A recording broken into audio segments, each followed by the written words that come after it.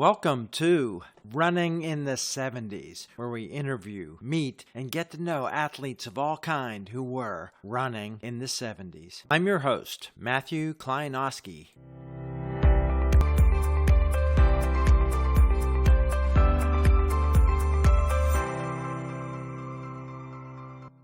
Today on the podcast, we're back in Western Pennsylvania, in Pittsburgh, with an IUP runner from my hometown, Johnstown, Pennsylvania, who was a successful high school runner, university runner, and afterwards. So we're going to talk running in the 70s today with Dave Thompson. Welcome. Thank you. Dave, let's introduce you to everybody with your origin story. When, where, and why did you first get into competitive running? Okay. It's a somewhat simple story. I was not into athletics until my sophomore year. I decided to go out for the football team at the high school. And I was your 5'10", 130-pound person. I was not the size that you would play football, and I did not do well. And I quit the football team even before the season started. The next year, my friend came up to me and said, "Do you want to run cross country?" And my question to him was, "Is that in the spring or the fall?" So that's my knowledge of cross country when I was introduced to it the end of my sophomore year. Who was your friend? My friend was Dave Myers. He graduated. He also went to IUP and was going to run at IUP and decided not to. We went to high school in the same town, greater Johnstown area. What was running cross country there like in terms of equipment, coaching? What was your experience your junior year? The equipment was next to non-existent. Uniforms were just put together, holes in the uniform, and of course no shoes. And just starting out in running, I didn't know the difference between a Converse high top and back then, I think it was called the Adidas had their green and white shoe. That was my first pair of shoes, the Adidas cross country, I think they were called. What about coaching? Did you have an experienced coach? Yes, Dave Liska was the coach at Conemaugh Township. He had been there for many years, ran high school, very nice guy, and I thought he was a good coach, cross country wise. What was it like, the status of cross country in your school there? I would have to say it was negligible. Again, I didn't even know what the cross country team was about. They had a somewhat competitive team, but they were not very good. Yeah. How was your experience? First race or first few races? My first race, I surprised myself because I did better than I thought I would. I think I was second or third person on the team. But again, back then, we did not have a very good team. But the next year, our team was much better. We had some young kids that came onto the team. Terry Feathers was a very good wrestler. He was a 98-pound wrestler, and he ended up being a very good runner, and he'd run for wrestling. When did you get into track? Ran cross country, and it was just the logical thing to go into track because I was somewhat successful my junior year, so I decided to run track in the spring. How did your improvement go for the rest of high school? Were you thinking of yourself as a runner by the end of that junior year? When did your identity of, hey, I'm going to do this for a while come? After I was successful in cross country and I was somewhat successful in track, I thought that this was something that I can continue to do, whether it was into college. I didn't know at that point, but I thought that I was competitive in high school, so that was good enough for me. In Johnstown, in Western Pennsylvania at that time, while in high school, doing anything outside of school? Were there any races to join? Anything else going on in the running community in the early 70s there? Actually, in Johnstown, I don't think there was that much. There was some races. I don't think I really started doing a lot of road races probably until going into my senior year. I think my senior year in high school, I started doing some road races, but I don't think I did many because I don't think there was that much in the Johnstown area per se. But running was becoming very popular at that time. Well, that's why I think this running in the 70s podcast is fun to talk about because of the transition that was going on. When we're running in that time out on the roads just training, still people think you're training for the Army and they don't understand why people are out running. Did you experience that? Yes, they thought probably I was crazy when I was out running the roads as opposed to doing other things. I know there was a person that rode bikes at that period of time in Conemaugh Township. He would go out and ride for 30, 40, 50 miles at a time. And I think he was a high school kid, and everybody thought he was crazy too. So I think they always saw me out running. So that's probably why I was probably factored into being crazy also. High school, 2.5 miles may be the maximum on the track. The 2 miles was the maximum. Did you get into longer running in your road races there your senior year? I think everything back then was probably 10K or longer. There wasn't that many 5K races back in the 70s. You had the 10K, you had 10 milers. And again, I'm not even sure if it was 10K back then. They may have had a 5-mile race. Kilometers were not that popular back then. So you were running 5-mile races, 10-mile races, and the marathon was probably the only race that might have been somewhat unusual. Let's talk just before you made it to university. Had you figured out running shoes a little bit for these road races? Were you running in proper shoes by then? Yes. Yeah, I don't know if I had racing shoes per se, but I had running shoes that I would run the races in. Let's talk about your move to university, less than an hour away.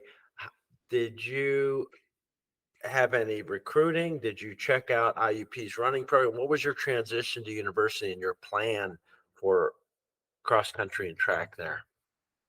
I was not thinking about running at IUP. I was going to IUP. I was accepted at IUP for criminology. So I was accepted at IUP, I think in Penn State, and I chose IUP because of the criminology program.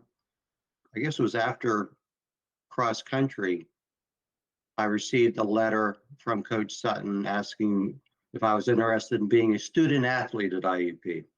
Dave Myers, my friend, also received a letter from Dr. Sutton. And so we went on a recruiting trip to IUP.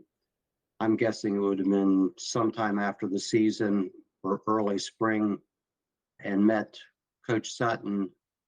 And at that point, he said, "Are you interested in coming to IUP?" And I said, "I'm already coming. I've already been accepted." But again, if I would not have received that letter from Coach Sutton, I would have probably not run at IUP. I would just gone to school there.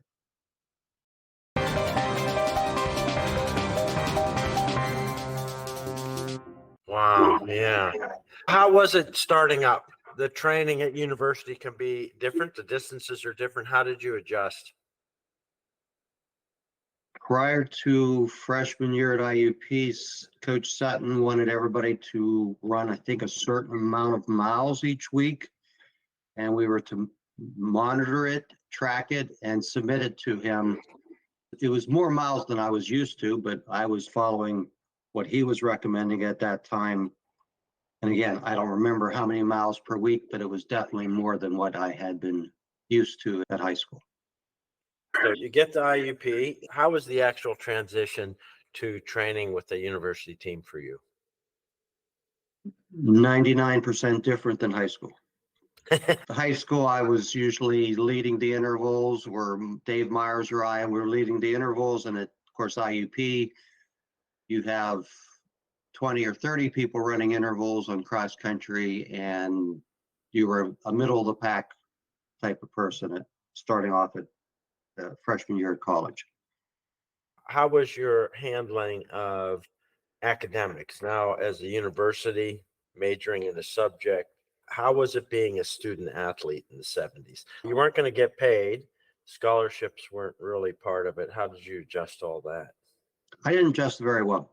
I think when I started, besides running And I also had a work study program, so I was officiating volleyball, basketball games on my spare time. So it came down to I needed the money. Like you said, we're a non-scholarship school, so I was making some money, but the grades were suffering first semester. So I had to rethink everything, and so I gave up the extra work during the season and just concentrated more on academics and the running part of college.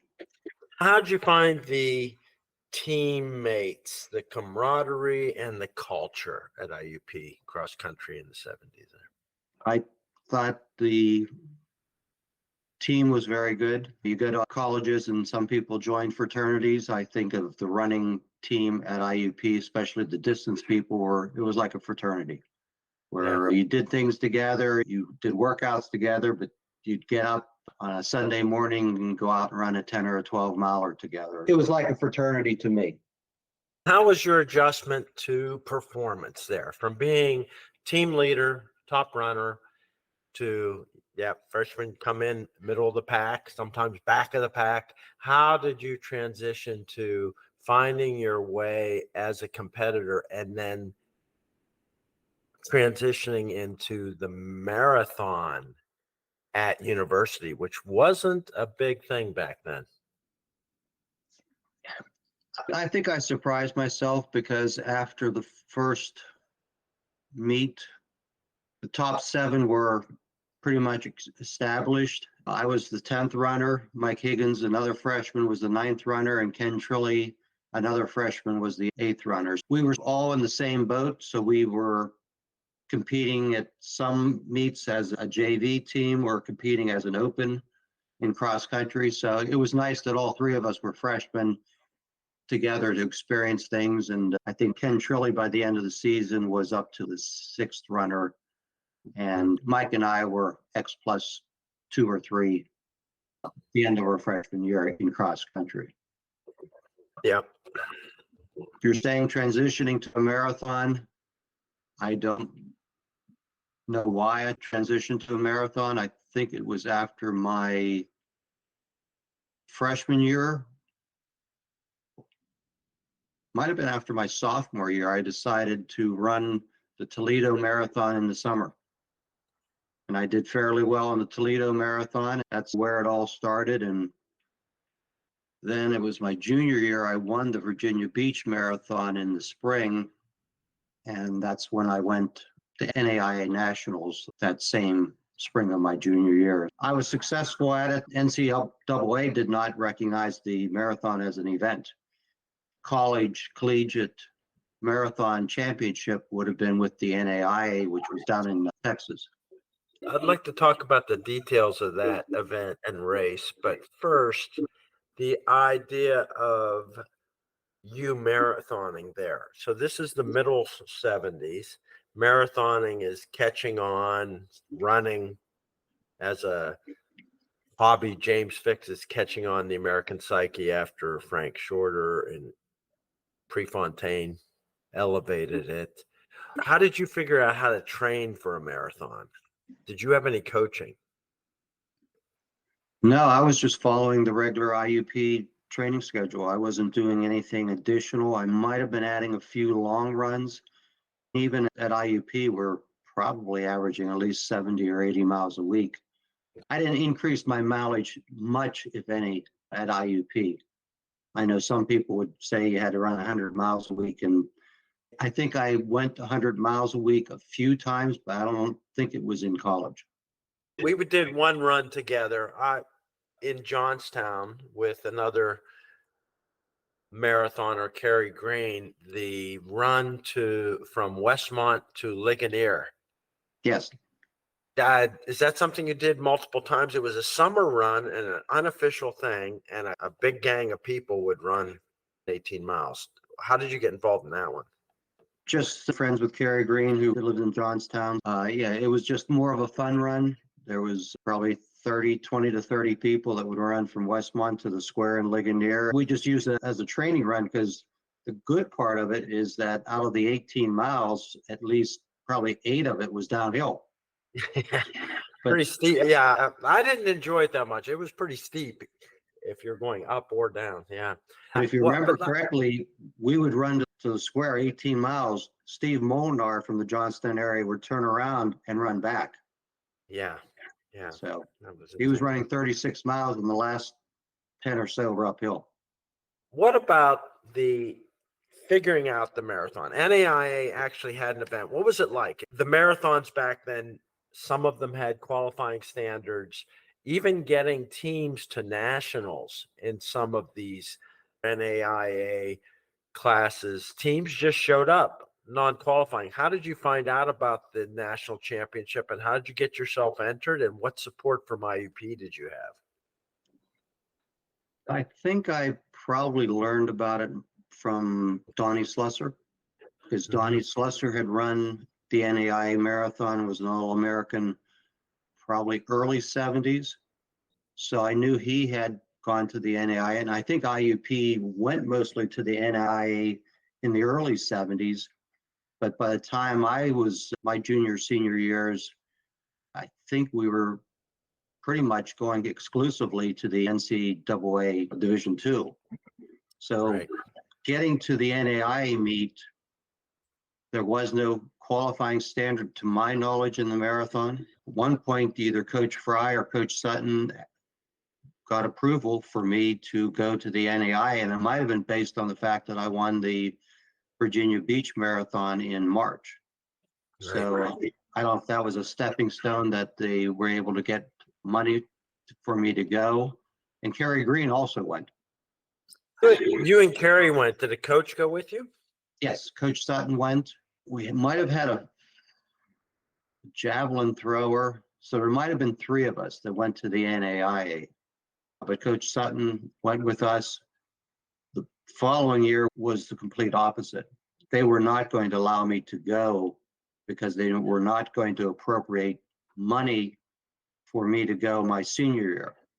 So Coach Fry and I met with, I'm not sure what committee at IUP, and Coach Fry on my behalf convinced them to provide financial money for me to go to the NAIA Nationals my senior year. And did you go by yourself at that point as the only athlete? Yeah, I think there was two of us. I think, again, it was me and then also a javelin thrower went to NAIA, Frank Peronish, I think from Northern Cambria. He may have gone my senior year, and unfortunately, I developed a stress fracture and had to drop out of the marathon my senior year at about the 10-mile mark. What were your expectations your junior year? You had good success, All-American finish. What was your expectation going to that race, and what was the experience like? How big was it? It was different because you're down in Texas, and we started, I think, at 6 o'clock in the morning, and it was already 80 degrees, and you had a hodgepodge of different schools that you never heard of down there. Going into the race, I had no idea who my competition was, what their previous times were, because I don't think we needed to submit our best marathon times. I think the only thing that Coach Sutton may have known was people that had finished the marathon from the previous year. He looked at those results, and there was 2 or 3 coming back that had placed or were somewhat competitive the previous year. It's not a single tree in sight. You've got concern with rattlesnakes in the area. There's cactus, and it's just, I think there's armadillo in the area. It's just a totally different type of running experience, and knock on wood, I probably walked in not knowing what I was up against, and I was lucky enough to finish third. But it was, again, that was probably the first time, probably the second time I raced outside of the state of Pennsylvania was at NAIA Nationals my junior year. Wow. Do you remember about how many people lined up? How big was the race? I think there probably was only 40 or 50 of us. I think Kerry Green ended up 7th at that race, and I was third. I just remember, I think I was in third place for the last 10 miles of the race. I was running by myself, and I just remember Coach Sutton was in a car driving alongside, and he kept saying to me, "Dave, the first 3 are all Americans. The fourth through sixth are honorable mention All-Americans, which whatever that means. But so he was convincing me to stay in third place because then I would be considered an All-American, not a honorable mention All-American. Yeah, I wonder what it is now. Kerry Green finishing seventh, that probably would be All-American today. They've expanded the medals and things like that. Do you remember what you got for being All-American from the race on the day? A little medal or a little marble piece, and I have it right in front of me. Oh, It yeah. just says National Association of Intercollegiate Athletics, National Championship, Outdoor Track and Field, Abilene Christian University, Abilene, Texas, May 18th, 19th of 1978.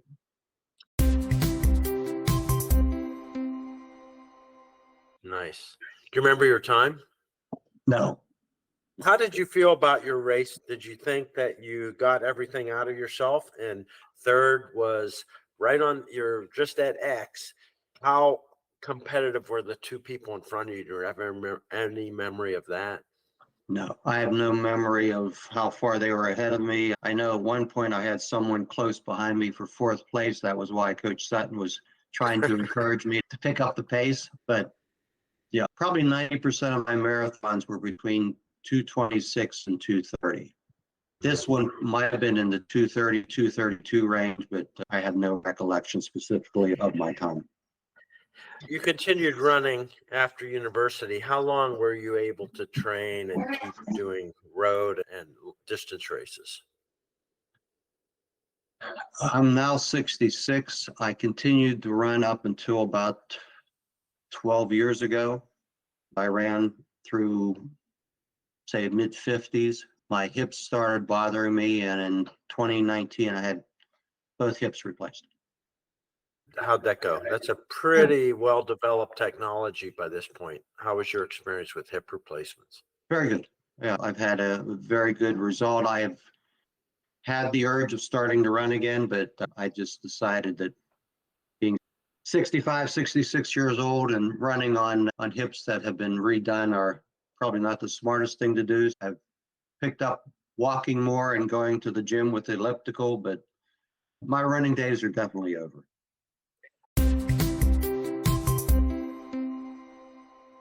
Let's go back and revisit this idea. You became a runner. Running in college is almost not quite an accident, but not something that you were driven to do. And then you ended up all state and cross country at the conference meet, all American. Your identity as a runner, was that then something you thought, this is me for life? And how did the success you had affect you? I think the fact that I was successful, I envisioned myself running for the rest of my life, but I think the running and being competitive were hand in hand. If you're not competitive, you're not going to be a runner.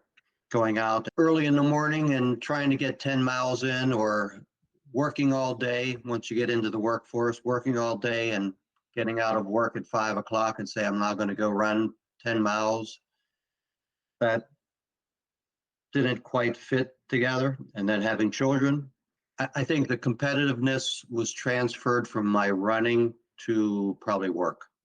Just became hand in hand, that I was no longer in my 40s wanting to be real competitive. I would cut back on my running, and I had too many other things to think about. I said, I think it just went from being competitive and running to trying to be competitive and doing the best you can in your job and providing for your family and things like that. I wish I was still able to run, but walking's fine with me now.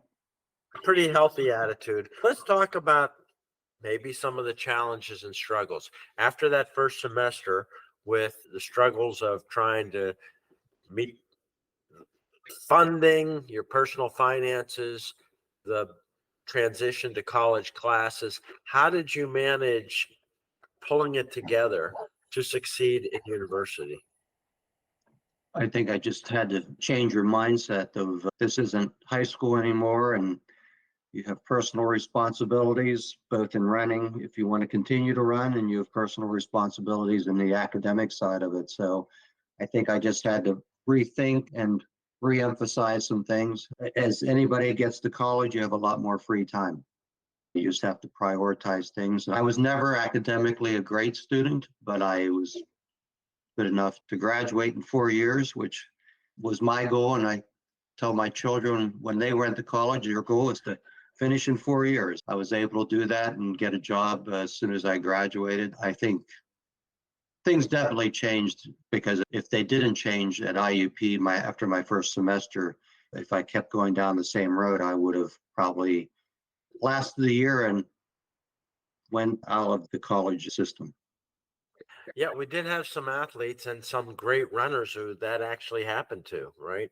Yes. There were a few that came in that were amazing athletes and gone in a year, never to be heard from again. Yeah.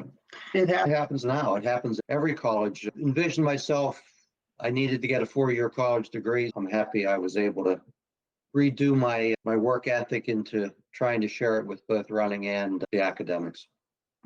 When you're competing then at a higher level, both for the university and then in the marathon and your outside road racing, you mentioned that you didn't really extend your training mileage. What about equipment or nutrition or anything of that in the 70s? Did you get any help with that? Did you understand any of that?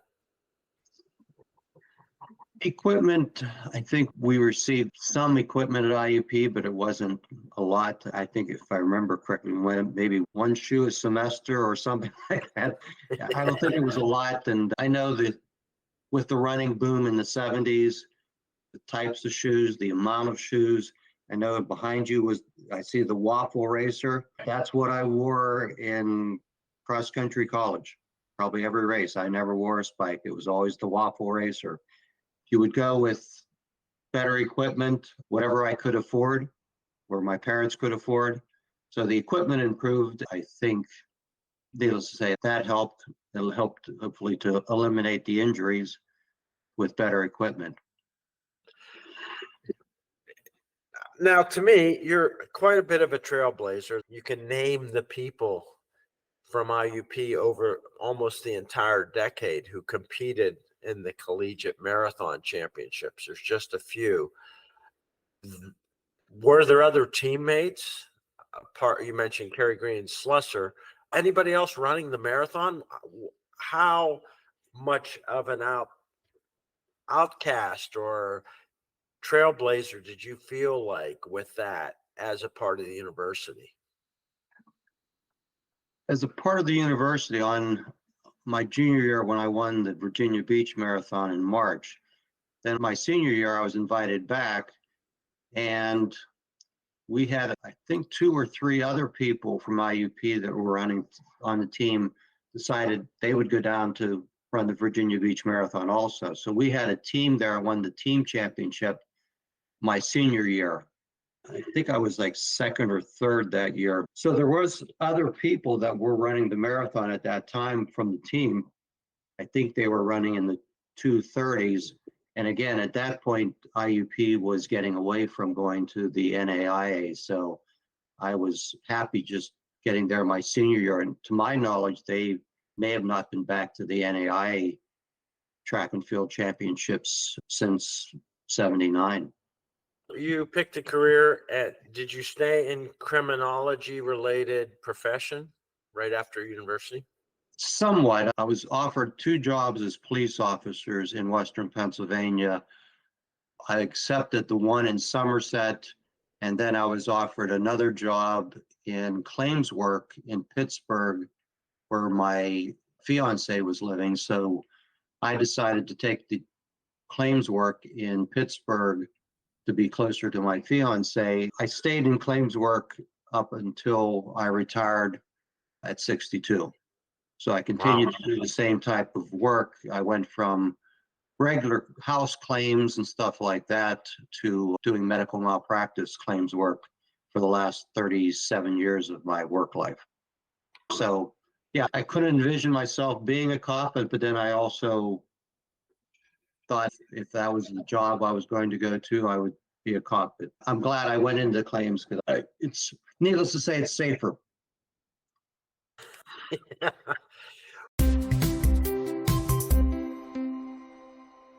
What about your kids, the values and experiences you had as an athlete and continuing to run? How did that inform your parenting? The ideas of competition, the ideas of the hard work you put in to get through university. It was a bit of a struggle for all of us. You mentioned you felt it was a struggle and took a lot of readjusting. How'd that inform your parenting? I always thought of myself as fairly competitive, and I think, again, if you're a runner, you have to be competitive.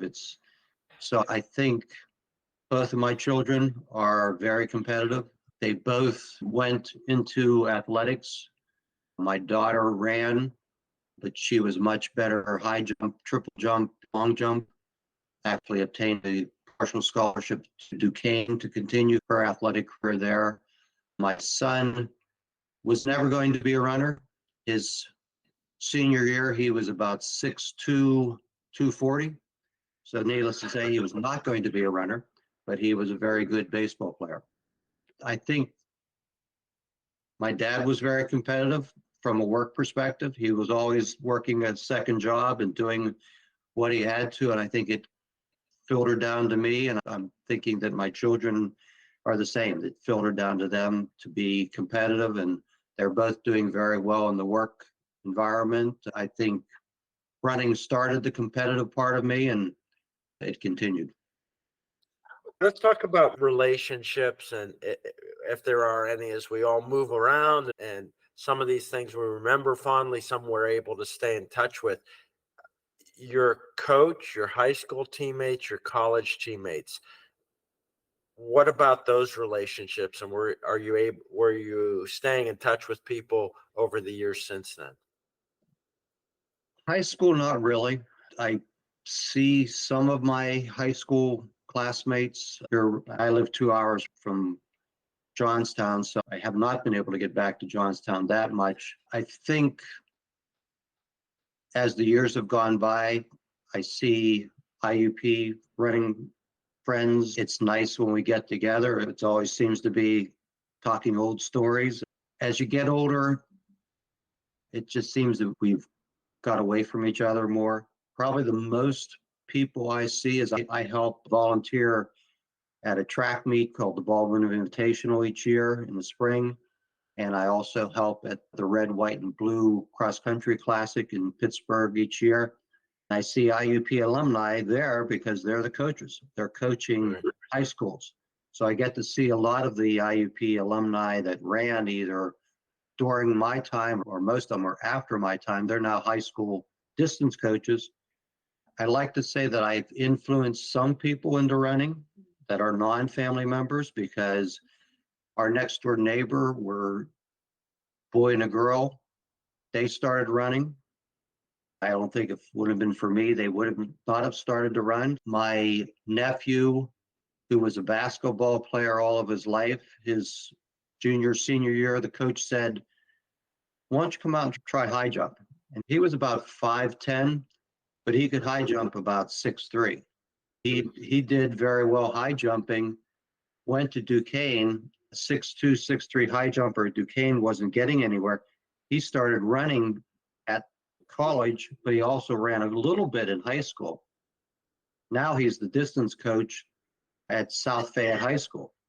He's done very well. South Fayette High School running distance program is very good. They were just second at the state in the 4x800. Nice. And two of them were freshmen. Wow. So he has two freshmen that were part of that team. And so he's done very well. Don't know if I've influenced him or if it was the coach at Baldwin who said, "Why don't you come try high jump? I see you in basketball game. You have pretty good jump. You can dunk the ball at 5'10". So he became a high jumper in high school and then developed that. He's still running. He just ran the Pittsburgh half marathon a few weeks ago. Yeah. So, That's a nice legacy to have some impact and to be able to stay connected to the sport. How about as a fan? The 70s, the running boom was coming. The Olympics were starting to be on television all the time. Did you remain a follower or fan of world track and field from back then? When did it catch your attention and did it stay with you? after I graduated from college, I went to Boston, I don't know, 2, 3, 4 times. So it was great atmosphere. It was the late 70s. You had the Frank Shorters, Bill Rogers. Americans were dominating the marathon at that time. So it was a great atmosphere to be in. And you would go to Boston and it was just packed with people coming out to watch the marathon. I enjoyed that part of it. And I continued to watch track and field somewhat, but I don't follow track and field. I don't follow cross country. I try to follow the IUP team somewhat, but if I'm seeing a track meet on ESPN, I'll watch it just because I'm still interested in it. I still help out at a track meet, high school track meets. And at one time I thought I'd be a PIAA track and field official, but then I thought, do I really want to commit that much time? So I follow it, but it's not something that I need to follow and watch and be involved with. You continued to run. When was the last full marathon that you ran? Probably ran a marathon up through my early 40s, maybe. Wow. But then once I got to my mid 40s, I probably got to the point where didn't have the time, didn't have too many aches and pains. And about probably the mid 40s as my hips started bothering me. So I ran for 10 years with a lot of pain. I'm thinking right around the early, that would be probably back around 1995 was probably my last marathon. The local town, Johnstown Marathon, I ran that 3 or 4 times since I grew up in there. But that's marathoning pretty much almost across 20 years. What was Boston like there compared to what marathons we think of today as events are? Boston back then was a celebration of running. It was an American sport being won by American runners.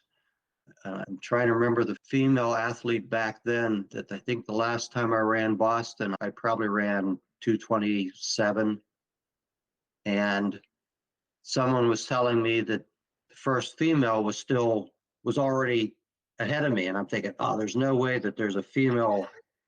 It was an American. And I forget Was her it name. Benoit, John Benoit at that point? I think it was. It floored me that a woman was running that fast, and she beat me by 3, 4, 5 minutes. It wasn't even close. It was nice to see that, but I said, if she was so much faster than anybody else at that time, but again, she was an American, so it was an American sport that we all relished. And I know some of our IUP runners qualify for the Olympic trials. In the back of my mind, that was, boy, it'd be great to qualify for the Olympic trials. And I think at one point, I think it was about 1.5 minutes, 2 minutes from the qualifying time for the Olympic trials. So that was probably a driving force when I was in my 30s, probably more like late 20s, early 30s. I was thinking, oh, maybe I can do it. Maybe I can do it. I never made it, but it was probably again, being competitive, you're thinking, what's your next goal? That would have been one of my goals, is to make the Olympic trials. Good story, Dave. It's fun to talk to you, find out about this bit of history, the nature of how things were changing rapidly in the 70s, the idea that the school, you had to fight to go race somewhere where you were going to be all American in the school. You had to make a pitch to get support. And certainly the major sports, basketball, football, were fully funded and fully equipped and everything. It was an interesting time. The football and I think basketball teams at IUP when I were there were not very competitive, but they've changed. The basketball team, I think, was ranked #1 in Division II this year at one point. Yeah. Men's basketball team. Things definitely changed from when I was running. I think our junior year, we were an all-American team. I was not on the team. I think I was probably the 8th or 9th runner. No, I was probably the 9th or 10th runner again. But I didn't make the top 7 in cross country till my senior year. And how was that then in your senior year? You didn't have the injury until the spring of that year, the Right. stress injury. Spring of my senior year, I had the stress fracture. But the fall of that, my senior year, nationals were at IUP. It was great. We were running on our home course, and I think we ended up as a team 6th overall, I think. Back then, we were a very competitive team. We won the Northeast region my senior year, and I think we were 2nd my junior year. And they were a 3rd place All-American team. I think even the year after I graduated, I think they did very well at nationals. One thing, if you care to talk about it, is as we all age, everybody in the 70s now is a different era. And some of the runners have gone on. Recently, Donnie Friedline died. Of course, Coach Fry passed earlier. What was your relationship with Coach Fry, and what do you have anything to say about him? Just a great individual. The one thing that always sticks out in my mind is I think at least one, if not 2 of the runners had him as their best man. Mike Higgins, who graduated with us, Ed Fry was the best man for Mike Higgins' wedding. And again, you heard the word best man, and I think it was right on. A good coach, as we all know, he was one of the top masters runners in the country when we were juniors, seniors. The 7th place at the New York Marathon my fall of my senior year, and he was like the 3rd American or something like that. And at that time, he was, I think, 40. He was a masters runner he knew what we needed to do. And I was an okay runner coming out of high school, but I think he was able to get the most out of everybody if they put their work in. Unfortunately, I know you had your injury problems and stuff like that, and I just happened to be at my father's. We're going through some stuff, and there he had a picture where it was I forget what the conference championship was in the Johnstown area, but I think it was my senior year. You were 2nd in the conference in cross country, and I think I was 5th. Yeah. So you would have been a junior, I think, that year, and I was a senior. But Fry, again, I can't think of anything negative to say about him. You knew what you had when you had Coach Fry. There wasn't any surprises, and he went through it. He experienced the highs and lows of running, and so you could relate to him, and he could relate to you. Look at Donnie Friedline, who just passed away. He was a very good distance runner. Then he went, and I think he ran fall track one year. He didn't run cross country because he came back not in shape. And then he went and ended up being on the 4x400 relay that became All-Americans. So he went from being a very good, probably miler, 2-miler, to running cross country collegiate wise, to then running a 400 meter to become an All-American, and then qualifying for the Olympic trials in the marathon. But unfortunately, he died at a very young age. He was only, I think, 66 when we passed away recently. I have nothing negative to say about Fry. He was just an inspiration when you saw what he could do.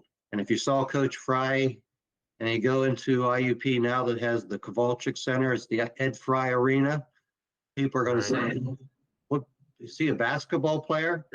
If they see a picture of him, it's Ed Fry's, what was he, probably 5'6", 5'7", at the most 5'8", and probably went 110 pounds. He was not a basketball player, but it became a family. Sort of connection of being part of the fraternity of runners. He was part of that fraternity. It's been great talking over memories with you, Dave. Thanks for sharing your story and insights and everything in your history. I think your teammates and anybody who went to IUP will probably enjoy listening to this and hearing how it was and the changes from the 70s. The 70s were enjoyable running wise. It was an American sport. It was dominated by Americans, and even more so than the marathon, but it was dominated in other events too. So I wish we would get back to that. It seems like some of the other countries have now taken over the sport of track and field. Yeah. Good luck walking on the new hips and staying healthy. Okay. Thank you very much, Matt. I hope you enjoyed another episode of Running in the 70s. Voices, stories, and memories of athletes who were running in the 70s. Until next time, wherever you are, keep looking forward and don't forget to look back.